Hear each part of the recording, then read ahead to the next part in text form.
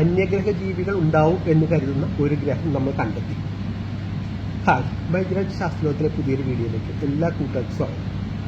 നമ്മൾ ഭൂമി പോലെയുള്ള ധാരാളം ഗ്രഹങ്ങൾ ഈയിടെയായിട്ട് കുറച്ച് വർഷത്തിനകം കണ്ടെത്തിയിട്ടുണ്ട്. അതെല്ലാം ഭൂമി പോലെയുള്ള ഗ്രഹങ്ങൾ എന്ന് മാത്രമായിരുന്നു. എന്നാൽ അവിടെയൊന്നും ജീവന്റെ അംശം ഇതുവരെ കണ്ടെത്തിയിട്ടില്ല. എന്നാൽ ഇപ്പോൾ ജീവനുണ്ട് എന്ന് തെളിയിക്കുന്ന രീതിയിലുള്ള ഒരു പ്ലാനറ്റ്, ഒരു ഗ്രഹം നമ്മൾ കണ്ടെത്തി. ഇവിടെ നിന്ന് ഏകദേശം 120 പ്രകാശ വർഷം ദൂരെ K2-18 എന്ന് പറയുന്ന ഒരു നക്ഷത്രത്തിന്റെ രണ്ടാമത്തെ ഗ്രഹമായിട്ടുള്ള, അതായത് K2-18b എന്ന് പറയുന്ന ഒരു പ്ലാനറ്റിലാണ് ഇപ്പോൾ ജീവനുണ്ട് എന്ന് തെളിയിക്കുന്ന രീതിയിലുള്ള തെളിവുകൾ നമുക്ക് കിട്ടിയത്.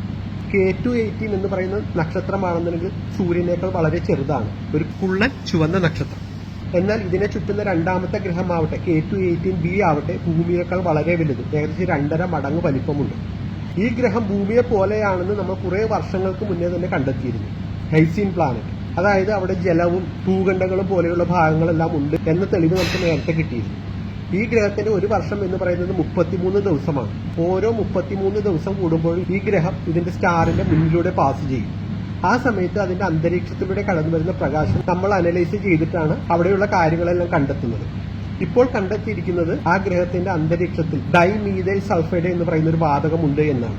ഇപ്പോഴുള്ള നമ്മുടെ അറിവ് വെച്ച് ഡൈമീഥൈൽ സൾഫൈഡ് ഉണ്ടാവണമെന്നുണ്ടെങ്കിൽ അവിടെ ജീവൻ ഉണ്ടാവണം.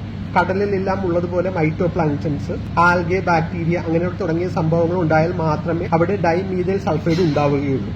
ഈ വാതകം ഉണ്ടാവാനായിട്ട് മറ്റൊരു ചാൻസ് നമ്മൾ ഇപ്പോൾ കാണുന്നില്ല. പക്ഷെ ഇത് നമുക്ക് ഒന്നുകൂടി കൺഫേം ചെയ്താൽ മാത്രമേ 100% അവിടെ ജീവനുണ്ട് എന്ന് പറയുവാൻ സാധിക്കുകയുള്ളൂ. എന്തായാലും ഇപ്പോഴുള്ള നമ്മുടെ തെളിവുകൾ വെച്ച് അവിടെ ജീവൻ ഉണ്ടാവണം. ഏകദേശം 1-2 വർഷത്തിനകം ഇത് നമുക്ക് കൺഫേം ചെയ്യുകയും ചെയ്യാം. Thanks for watching. ശാസ്ത്രലോകത്തിന് വേണ്ടി ബൈജ്രാജ്.